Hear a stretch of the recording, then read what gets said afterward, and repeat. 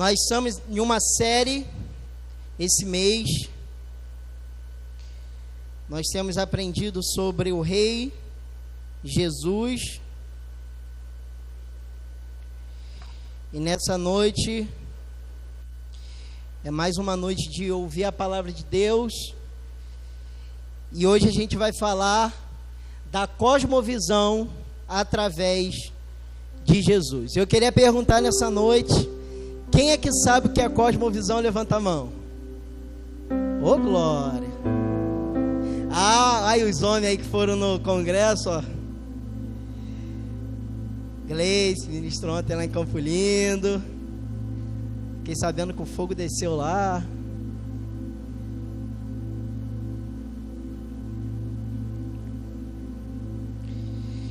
E é mais uma noite que nós vamos usar bastante a Bíblia.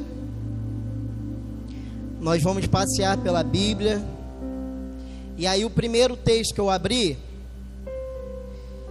eu vou até te dar um tempo para poder ler comigo. E os outros, você que tem caneta, você que tem papel, você que tem um lápis aí, você vai anotando. Quando chegar em casa, você vai conferindo tudo aquilo que foi falado. Quero adiantar, os homens estiveram lá no congresso lá da Manaiara, que não é a mesma mensagem, é outra. Então, se você falou assim, vou ouvir a mesma coisa, não, é uma outra coisa. E falar de Jesus é um privilégio. Pregar a palavra de Deus é um privilégio, mas quando você fala dele, eu não sei você que pregou durante esse mês, mas no primeiro domingo que eu ministrei sobre Jesus, eu confesso para você que eu vivi algo diferente de todas as vezes que eu ministrei. Porque quando eu saí daqui, eu fiquei aquela semana com meu coração queimando tanto, eu fiquei com uma alegria tão grande. Porque falar dele é um privilégio tão grande, tão grande, tão grande, que eu falei assim, não, a partir de hoje eu vou intercalar. Eu posso ministrar sobre qualquer coisa, mas na próxima mensagem eu vou pregar sobre Jesus de novo, porque nós precisamos falar sobre Jesus. É Ele que cura, liberta, restaura, transforma. Apesar de saber que toda a Bíblia fala dele, toda a mensagem é para a glória dele, mas é um privilégio falar diretamente de Jesus. Eu queria que você abrisse a sua Bíblia em Colossenses 3. Esse texto é só para a gente dar o pontapé na mensagem. Queria pedir que você não converse, que você não se distraia. Se um irmão te chamar para conversar aí, você fala para ele que depois do culto vocês conversam, vai ter bastante tempo para conversar. A cidade não é perigosa, não tem assalto, então dá para ficar conversando ali na frente da igreja até 2 horas da manhã. Mas agora, na hora da mensagem, eu peço que você não converse, que você se atente somente naquilo que Deus vai falar com você. Amém? Eu estou aqui, mas eu não sou nada, eu não sou ninguém. Quem vai falar com você nessa noite é o Senhor. Quem achou diz amém. Quem não achou fala assim, espera um pouco, que eu vou te esperar.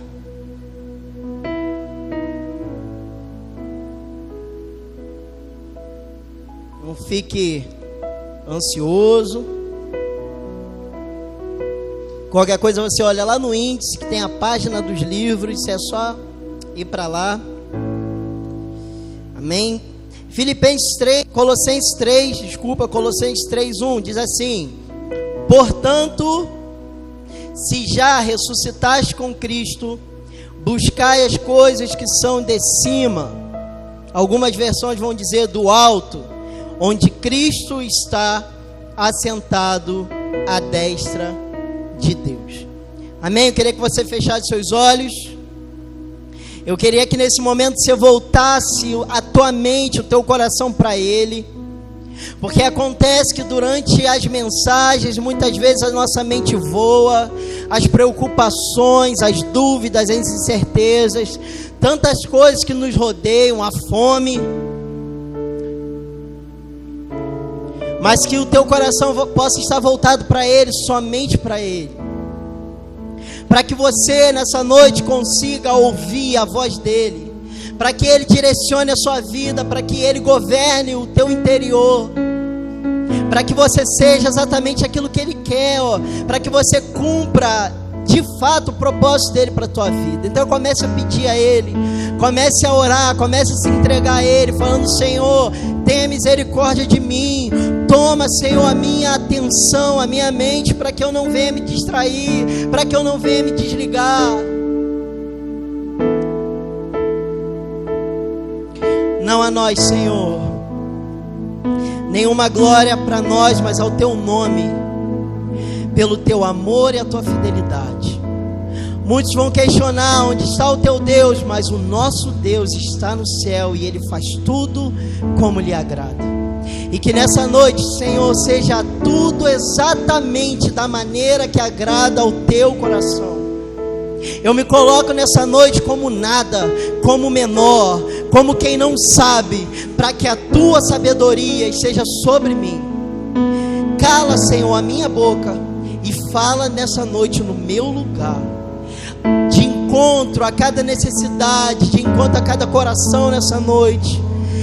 Esse altar é teu, essa mensagem é tua, tudo aqui é para a tua glória. Então que o Senhor se manifeste nessa noite para fazer aquilo que o Senhor quer. Que todo impedimento seja jogado por terra em nome de Jesus, e que as mentes, os corações estejam liberados para ouvir a tua palavra, que é viva e eficaz e que transforma as vidas. Nessa noite nós rendemos tudo a ti, tudo a ti. Adore ele nessa noite, exalte a ele nessa noite, poderoso Deus, renda o teu coração, a sua vida a ele. Poderoso Deus, ele é poderoso Deus, minha alma anseia por ti.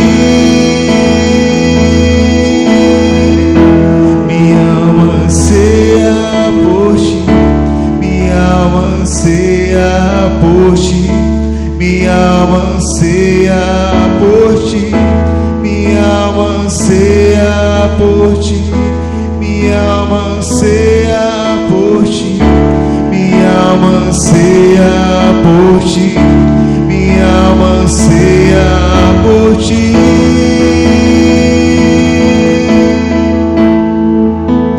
Poderoso Deus,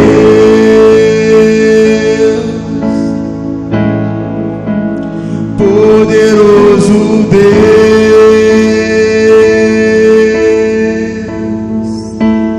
poderoso Deus, minha alma anseia por ti. Aleluia, Senhor.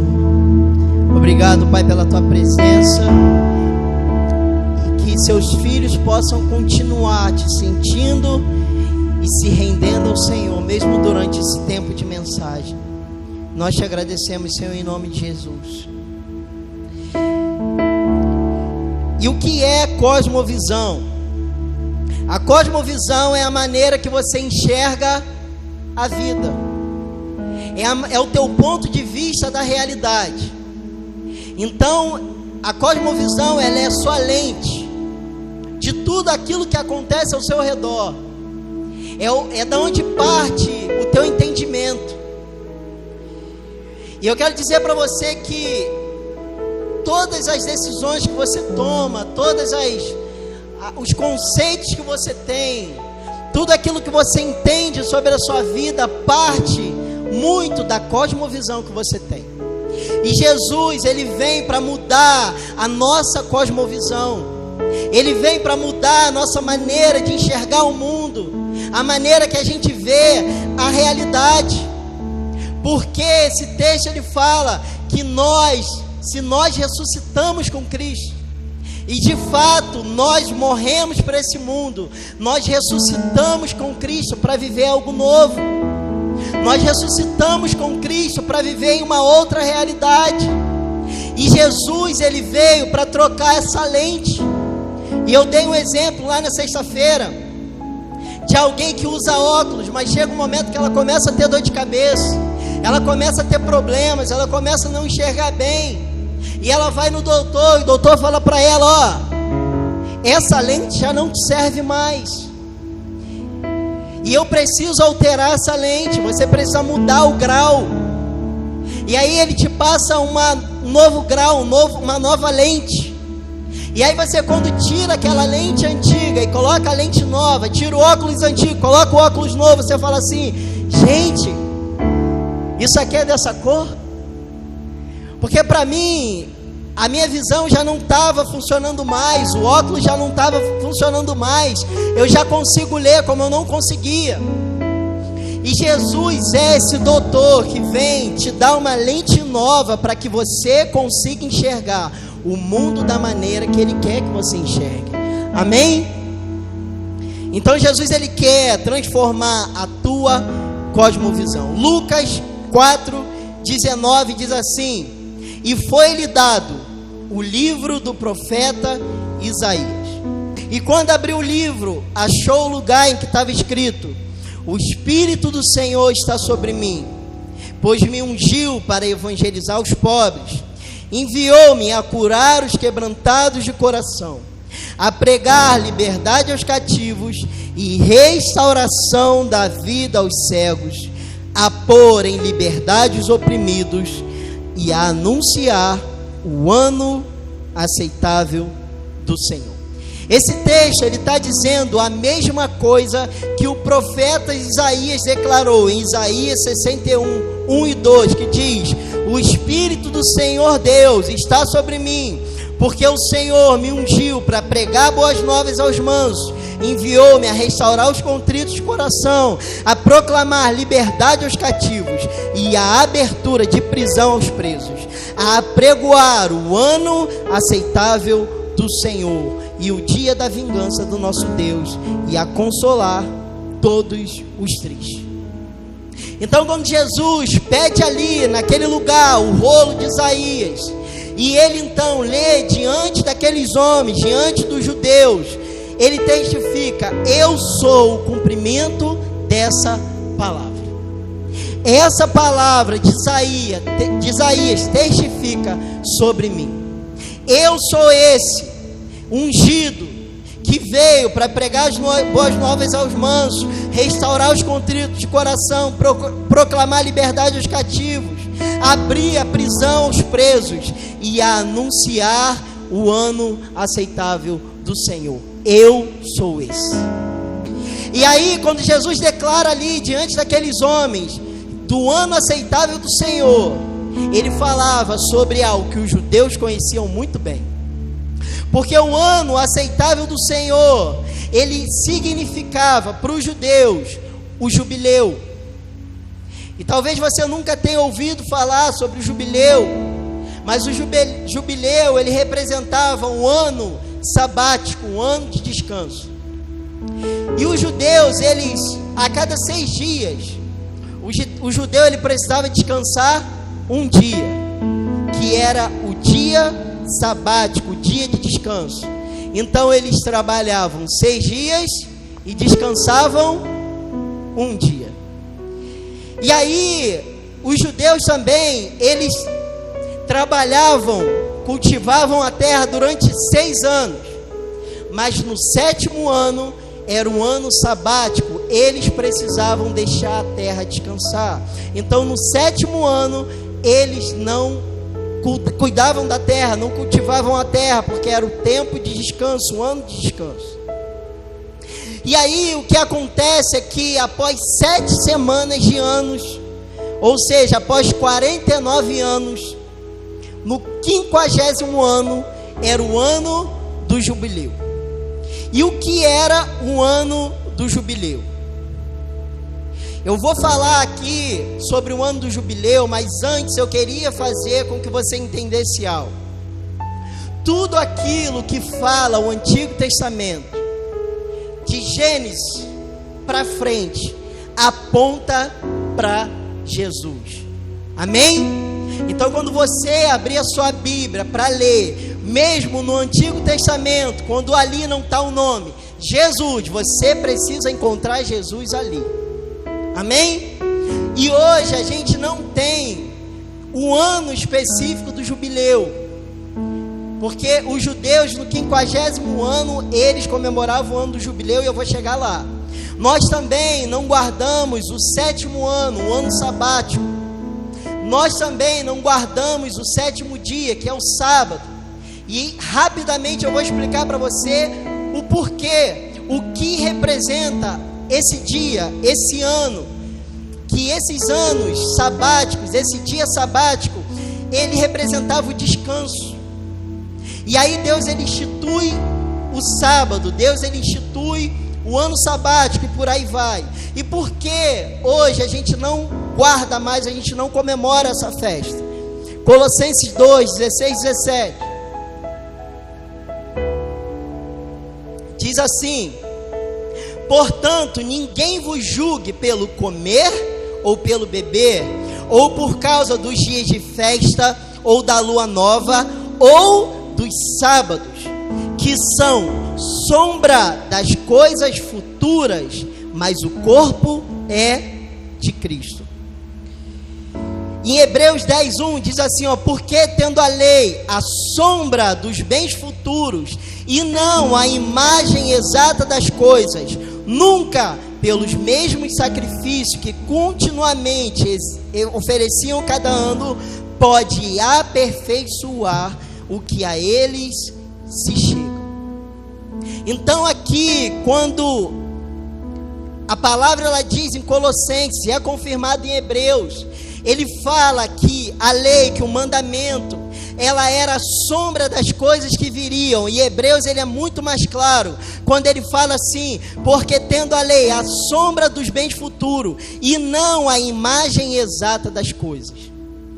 Então eu preciso entender que a imagem exata de todas as coisas se chama Jesus.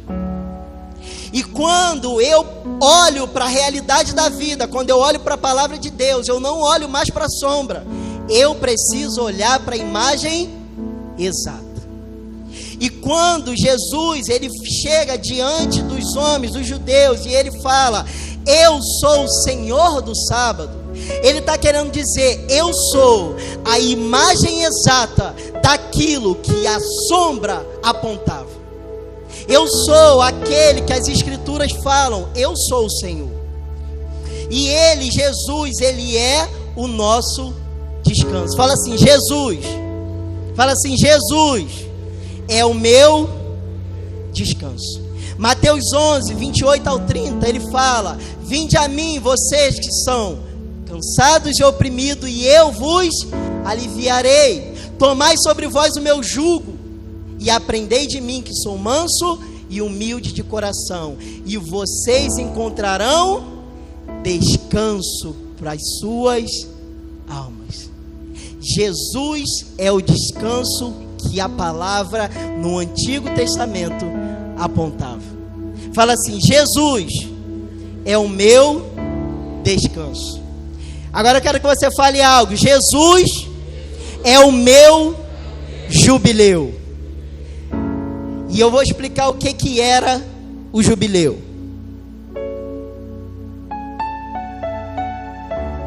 Levítico 25, do 8 ao 10 diz, também contarás 7 semanas de anos, 7 vezes 7 anos, de maneira que os dias das 7 semanas de ano se tornarão 49 anos. Então, no mês 7º, aos 10 do mês, fará passar a trombeta do jubileu. No dia da expiação fareis passar a trombeta por toda a vossa terra. E santificarei no ano 50º, e apregoareis liberdade na terra a todos os seus moradores. Ano de jubileu vos será. E tornarei cada um a sua possessão, e cada um a sua família. Então, no ano de jubileu, ele acontece 3 coisas. O ano de jubileu, ele tem 3 características. A primeira, liberdade aos escravos. A segunda, perdão das dívidas. E a terceira, a devolução das terras. Então, 3 coisas aconteciam no ano de jubileu. Então, Deus, através do ano de jubileu, ele manifesta, ele revela a manifestação da sua graça através de Cristo. O jubileu, ele era proclamado a partir do dia da expiação, que é mais uma representação do sacrifício e da obra redentora de Cristo. Então, o jubileu, ele começava a partir do dia da expiação. E quando você olha para a obra de Cristo na cruz, Jesus, ele se faz expiação por nós. Jesus é aquele que é sacrificado como expiação, para que não haja mais, como a gente leu em Hebreus, um monte de sacrifício para purificação, mas a partir de agora, através de um único sacrifício, Jesus, que se fez expiação por nós, nós fomos remidos e lavados por Ele. Você pode dizer um amém? E aí, a cosmovisão, ela não é uma observação pequena das coisas. A cosmovisão, ela não é uma característica pequena. Por exemplo, não, eu gosto de refrigerante, eu gosto de sorvete, eu tenho uma opinião em relação a algo, eu tenho uma opinião em relação àquilo ou aquilo. A cosmovisão, ela não se baseia em coisas pequenas. A cosmovisão, ela é a observação total do mundo, da vida. Eles são o pilar. A cosmovisão é o pilar principal da sua visão. E o que Jesus quer é que a sua cosmovisão seja completamente alterada através do Evangelho e da sua obra redentora. Então, através de Jesus, Ele quer que tudo na sua vida seja alterado. Porque Jesus, Ele não vem alterar algo superficial em você, mas Ele quer que tudo na sua vida se baseie no Evangelho. Tudo que você decida se baseie no Evangelho. 1 Coríntios 10:31, quer comais, quer bebais e façais qualquer outra coisa, fazei para a glória de Deus. Então tudo que eu faço, tudo que eu decido, tudo que eu priorizo é baseado nele. Amém? E nós vamos falar da representação do jubileu em Cristo. Tem alguém boiando aí? Sim ou não?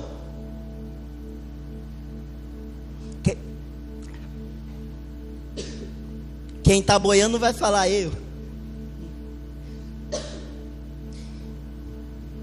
Até agora foi só para você entender.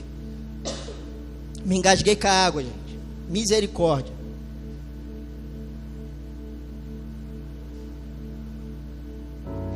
Sai para lá. Vamos lá, Levítico 25:10 diz assim: e santificareis o ano 50, e apregoareis liberdade na terra e todos os seus moradores. O ano de jubileu vos será, e tornareis cada um a sua possessão e cada um a sua família. A primeira característica do jubileu é a liberdade aos escravos. Fala assim: liberdade aos escravos. Então, quando chegava o ano de jubileu, todos aqueles que eram servos, que entre aspas eram escravos, quando chegava no 50º ano, todos eles eram liberados. Todos aqueles que haviam sido comprados, que haviam se colocado como servos, eles voltavam à sua família, ou seja, eles deixavam de ser escravos. E aqui em Ezequiel 46:17 diz assim, ó: mas dando ele um presente na sua herança a alguns dos seus servos, será desse até o ano da liberdade. Que ano era esse? O ano do jubileu. Então Ezequiel 46:17, ele descreve o ano do jubileu como o ano da liberdade. E esse período colocava fim às diferenças e toda injustiça. E quando Jesus, ele vem, proclama o jubileu, ele declara que chegava o tempo de liberdade aos cativos. Então Jesus está falando assim, ó, chegou o tempo. Eu vim anunciar o ano aceitável. Eu vim anunciar o tempo de liberdade aos cativos. Amém? Gálatas 4:7 diz assim, que já não é mais servo, mas filho, e se és filho, és também herdeiro de Deus por Cristo. Romanos 8,15, porque não recebeste o espírito de escravidão, para outra vez estardes em temor, mas recebeste o espírito de adoção de filhos, pelo qual clamamos, Abba, Pai. Ou seja, você era escravo, você vivia aprisionado pelo medo, pelo mundo, pelo diabo, pelo pecado. Mas Jesus na cruz, ele fala para você, eu fiz você, eu vim proclamar o ano aceitável do Senhor, e chegou sobre a sua vida o tempo do jubileu, e o tempo do jubileu, você não é mais escravo. Eu trago sobre a sua vida a libertação. Amém? E é por isso, quando a gente encontra alguém que não tem Jesus, nós precisamos, eu vou chegar lá. Havia uma condenação sobre você, mas agora não há nenhuma. Amém? Você estava preso, você estava algemado, acorrentado. Havia um selo de morte que aprisionava você, mas o Senhor diz, Romanos 8:1, não há condenação para aqueles que estão em Cristo Jesus. E aí a porta do cativeiro é aberta, e Ele faz de você alguém livre. Jesus está declarando, vocês eram escravos, mas eu libertei vocês. Você pode glorificar? Você pode glorificar que você era escravo, você não conseguia cumprir a lei, você estava aprisionado, como foi ministrado aqui, mas Jesus, ele se torna maldição, ele toma a maldição da lei sobre si, e agora você não é mais salvo pelos rudimentos da lei, você é salvo pela graça, porque ele se colocou no seu lugar. Amém? Fala assim, eu sou livre. Aleluia.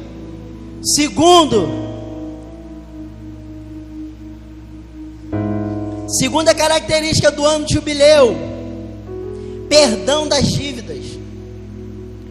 Todo aquele que pegou alguma coisa emprestada e não tinha como pagar, no jubileu ele era perdoado da sua dívida. Cristo, proclamando o jubileu, ele declara que chegava o tempo de perdão das dívidas que jamais poderiam ser pagas. Deixa eu falar uma coisa para você. Não tem como, não haveria como você pagar a tua dívida. E Jesus, ele sabia disso. E aí ele, com teu amor, com a tua graça, com a tua misericórdia, ele paga a sua dívida. Colossenses 2,14 diz, havendo riscado a cédula que era contra nós, nas suas ordenanças, a qual de alguma maneira nos era contrária, e a tirou do meio de nós, cravando-a na cruz. 2 Coríntios 5,17, assim que se alguém está em Cristo, a nova criatura, as coisas velhas se passaram, e eis que tudo se fez novo. Sabe o que significa? Você era um devedor, você era alguém que devia, e você era aquele que não conseguiria pagar essa dívida. Você era incapaz de pagar a dívida, mas o Senhor, Jesus Cristo, ele vem e paga a tua dívida. E você pergunta assim, mas quanto custou? Quanto foi? Efésios 2,8, porque pela graça sois salvos, por meio da fé, isso não vem de vós, é dom de Deus. Sabe quanto custou para você a salvação? Sabe quanto custou para você essa dívida? Nada, nada. Ele pagou a tua dívida, a dívida que levava você para a morte eterna, a dívida que levava você para o inferno, Ele pagou.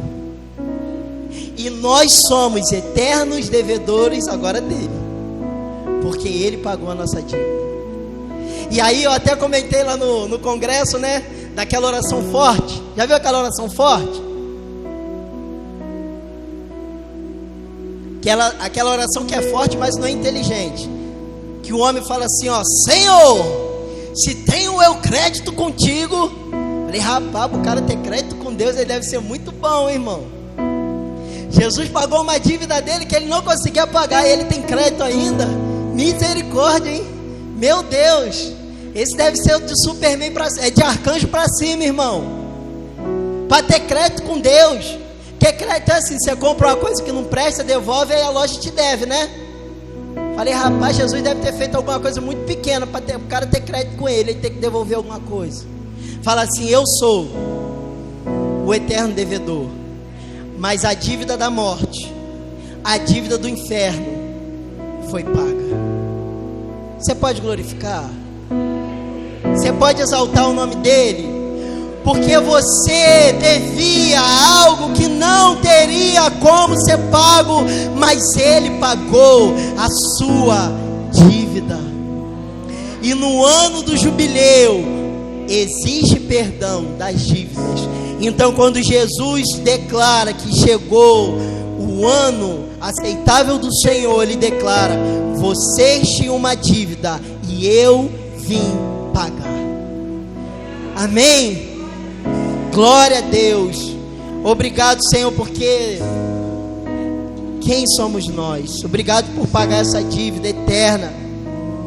Obrigado, Senhor, porque nós somos tão pequenos, tão falhos que não tinha como, mas o Senhor pagou a nossa dívida. E a terceira característica do ano de jubileu: devolução das terras. No ano do jubileu, as terras eram devolvidas. Todo aquele que havia vendido uma propriedade, quando chegava no ano do jubileu, quem havia comprado tinha que devolver essa terra. Então, às vezes, um homem, para você ver como era maravilhoso, um homem endividado, né, cheio de dívida, cheio de conta, ele tinha que vender uma propriedade para poder pagar essa conta, para pagar suas dívidas. Mas quando chegava no ano do jubileu, essa terra era devolvida a esse homem. E aí, aquele homem que havia perdido tudo, ele recuperava aquilo que havia sido dele. E o Senhor traz aqui muitas palavras na Bíblia, nessa ordenança do jubileu, muitas questões em relação a não oprimir o próximo, não escravizar o próximo e a não fazer o mal com a terra do próximo. E aí, quando a gente olha para esse cenário, a gente volta naquilo que Deus fez, porque o homem, ele foi afastado da terra. E que terra é essa? Você lembra que Deus, ele plantou o homem no lugar? Que Deus coloca o homem no jardim, mas pela sua desobediência, o homem, ele é afastado da terra. Ele é afastado desse lugar de intimidade. Ele é afastado desse lugar de relacionamento. Você lembra disso? O homem peca, desobedece, ele sai do Éden, ele sai daquele lugar que não era só um lugar geográfico, demográfico, mas era um lugar de intimidade, era um lugar de relacionamento, e ele é afastado dali. O homem perde o direito de uma terra. E quando Jesus, ele vem falar sobre uma terra que seria devolvido, ele está falando que existe uma habitação que está sendo preparada para você. João 14, 2 e 3, ele diz: na casa do meu pai há muitas moradas, se não fosse assim eu não vos teria dito, vou preparar-vos lugar, e quando eu for, eu vou preparar lugar, virei outra vez e vos levarei para mim mesmo, para onde que eu estiver, estejam vocês também. Ele foi preparar uma terra para nós. Nós estávamos afastados dele, nós estávamos longe dele, nós estávamos completamente fora daquilo que ele tinha para nós, mas ele prepara uma terra para você. No ano de jubileu ele está falando: ei, antes você não tinha um lugar, Antes você não tinha segurança, mas eu preparei um lugar para você, e esse lugar é a eternidade. Ele deu a possibilidade de eu e de você vivermos com Ele eternamente. E aí eu vou perguntar de novo: você pode glorificar? Você pode agradecer a Ele, fechar seus olhos e agradecer a Ele, falar: Senhor, obrigado. Obrigado porque o homem pecou, o homem foi expulso da terra, mas o Senhor nos deu uma terra. O Senhor preparou lugar, e a terra que Ele preparou para você é a eternidade, para sempre, sempre, sempre, sempre com Ele. Agradeça a Ele. 1 Timóteo 2, 3, 4. Por isso é bom e agradável diante de Deus nosso Salvador, quer que todos os homens se salvam e venham ao conhecimento da verdade. E aqui a gente entra no outro aspecto de tudo aquilo que Deus fez, do jubileu do Senhor. A gente aprendeu aqui que o Senhor, Ele nos fez filhos no lugar de escravo. Ele nos tirou da escravidão da lei, Ele nos tirou da escravidão do diabo, e Ele nos faz filhos livres. A gente viu que o Senhor, Ele perdoa todas as nossas dívidas. A gente era alguém que tinha uma dívida eterna, a gente não conseguiria pagar a nossa dívida, mas Ele vai e nos perdoa a dívida. A gente vê que na história da humanidade, o homem peca, ele é afastado de Deus, ele é expulso da terra. Mas o Senhor, Ele, através do seu sacrifício, Ele vai nos preparar um lugar e nos dá a possibilidade da eternidade. Mas agora vem a sua ação em relação a isso. Primeiro você entende o que Ele fez.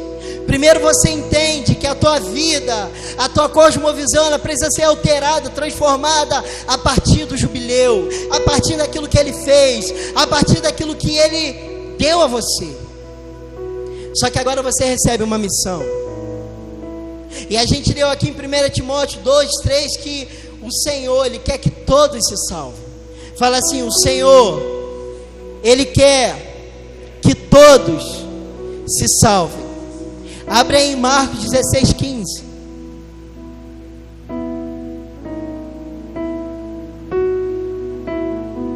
Eu já estou terminando.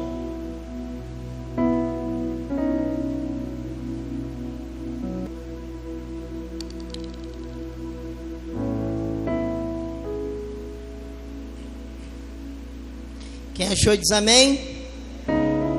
E disse-lhe: ide por todo o mundo e pregai o Evangelho. Irmão, eu vou falar uma coisa para você. Jesus alcançou você. Jesus alcançou você. E Jesus, quando Ele veio, Ele disse que Ele veio proclamar o ano aceitável do Senhor.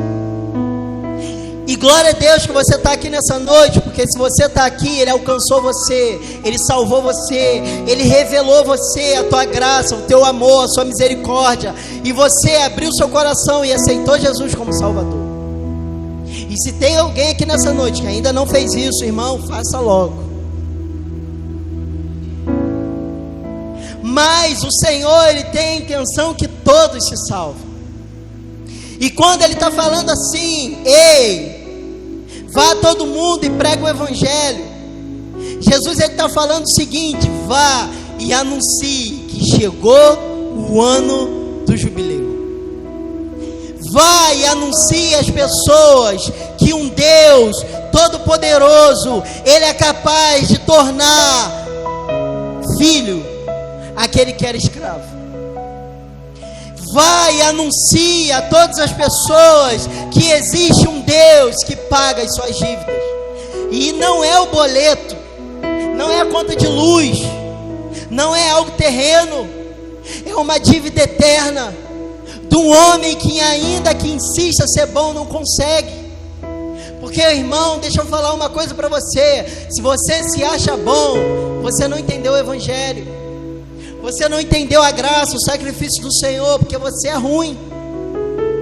E glória a Deus que Jesus pegou você e apresentou a você a sua grande salvação.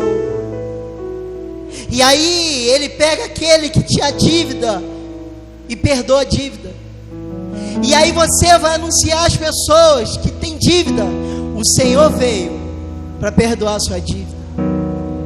Você vem para pessoas que não têm esperança, para pessoas que estão iludidas pelo inferno, pelo diabo, pelas ideologias dessa terra, pelas ilusões desse mundo, pelo dinheiro. E o Senhor nos envia para chegar para essas pessoas e dizer: existe uma terra que há paz, que há descanso, que é muito melhor do que essa.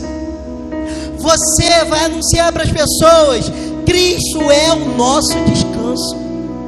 Pessoas que estão em depressão, pessoas que não sabem mais o que fazer, pessoas que estão com vontade de se matar, pessoas que não acreditam mais, vocês vão falar para eles: ei, existe um jubileu, existe um descanso. E esse descanso, a palavra ela aponta para Jesus. Ele é o seu descanso, Ele pode mudar a sua vida, Ele é o descanso para a sua alma. E o que eu preciso? Abra o coração e deixa Ele entrar. O que falta para você fazer isso? E aí você vai oferecer esse Cristo para eles, você vai oferecer o descanso para eles, você vai oferecer o jubileu para eles. Esse tempo de devolução, de restituição, não de algo terreno, mas de algo eterno.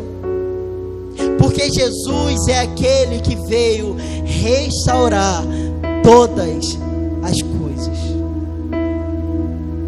Então você tem uma missão. Você que já encontrou essa graça, essa salvação, você precisa oferecer para outras pessoas. Você precisa anunciar Jesus para outras pessoas. Você precisa convidar os seus familiares, os seus amigos, os seus parentes, os seus vizinhos para Ele. Quantos aqui têm esposa, esposo, filhos, pais que ainda não se renderam? Irmão, é muito egoísmo nosso a gente encontrar esse entendimento daquilo que Deus fez e ficar só para nós. Porque quando a minha cosmovisão é transformada, o meu olhar não é para essa terra. Eu olho para o meu filho, eu olho para o meu esposo, para a minha esposa, eu olho para o meu pai, para a minha mãe que não aceitou Jesus. E a minha visão só aponta para uma coisa: o Senhor tem prazer em salvá-lo. O Senhor não quer que o meu pai, a minha mãe, essa pessoa que está do meu lado vá para o inferno. E eu preciso orar, eu preciso pregar o evangelho para ele, para ela. Nós precisamos ansiar pela salvação daqueles que são nossos. Não só por aqueles que são nossos, por todos. Mas começa na tua casa. Começa no meio da sua família. Pais que lutam pela salvação dos seus filhos. Pais que trazem sim seus filhos para o culto, que não negociam. Pais que quando o filho não quer ir para a escola, obriga, bota o uniforme e vai para receber um diploma passageiro. Irmão, eu vou falar uma coisa para você. E se você se espantar com o que eu vou falar, é que sua cosmovisão precisa ser alterada. Eu prefiro que o Joshua seja analfabeto e vá para o céu, do que ele vá com diploma, com tudo para o inferno. Com formação, mestrado, doutorado, pós-doutorado. Porque no inferno isso não serve para nada.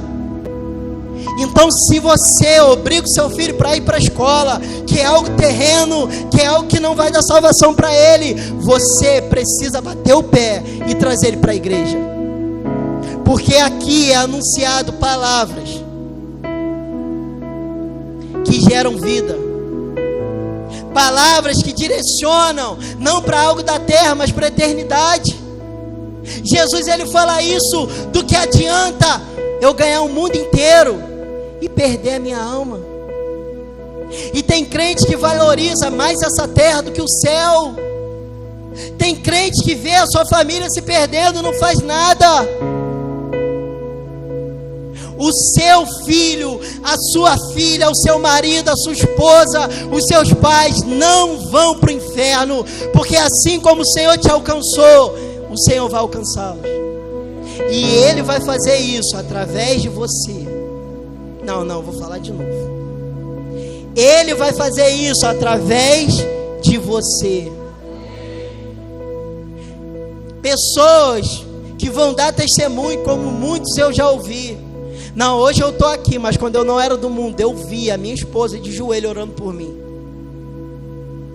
Eu já ouvi isso. Eu ficava constrangido, porque eu estava bêbado e eu ouvia ela orando por mim.